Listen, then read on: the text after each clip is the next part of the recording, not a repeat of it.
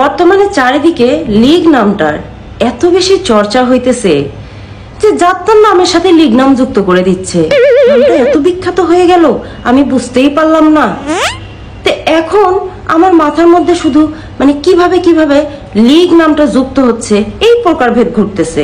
এই যেমন ধরেন প্রথমে ছিল আওয়ামী লীগ, এরপরে হলো ছাত্রলীগ, এরপরে হলো সন্ত্রাস লীগ, এরপরে হলো পুলিশ লীগ, এরপরে হলো জনগণ লীগ, এরপরে হলো 2024 সালে এইচএসসি বেসের লীগ, এরপরে হলো আনসার লীগ, এরপরে হলো রিক্সা লীগ, এরপরে হচ্ছে অটো রিক্সা ব্যাটারি লীগ, তারপরে আছে দালাল লীগ, কয়দিন পরে হয়তো বা শিশু লীগও তৈরি হবে।